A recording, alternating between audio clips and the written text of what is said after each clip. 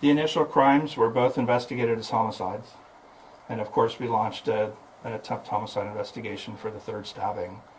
And everybody's asked, are the three crimes related?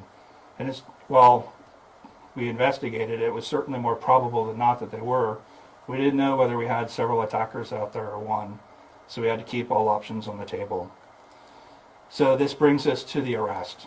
And this is how it went down. Yesterday afternoon, we had about 15 callers over near Central West Davis, near Sycamore Park, and they reported seeing a person who matched the description that we had provided after the third attack. All of them reported kind of the same thing. A person was at the park, was wearing the same clothing that we had put out in the description, and that he was wandering around. We were a little behind on some of the calls, like had seen him a couple minutes ago or 10 minutes ago, but eventually one of the callers said, I'm following him right now, and was able to lead us to the person. He was stopped by several patrol officers, and they had a short conversation. It appeared that he had some physical evidence on him that might be part of the investigation, and he was wearing really the same clothing that was described by the witnesses after the third attack. This looked like a match.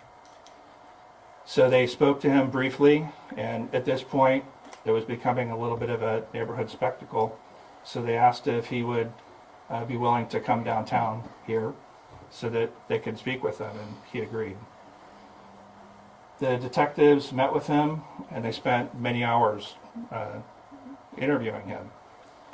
And based on the interview, physical evidence that we were able to collect from him, and the clothing, and other physical evidence at that point that was starting to come in, we decided to first arrest him for possessing a large knife that was on his person when he was picked up. He was wearing a backpack, and in the backpack was a large knife that was consistent with one that we were looking for based on evidence from the first homicide. So having this information, the detectives worked pretty diligently throughout the night, and just about an hour ago placed him under arrest on 2 counts of homicide for David Breaux and Kareem Najim, and for 1 count of attempt murder for Kimberly. He is now at the Yolo County Jail, and the district attorney will be reviewing our reports in the coming days to determine any final charging decision.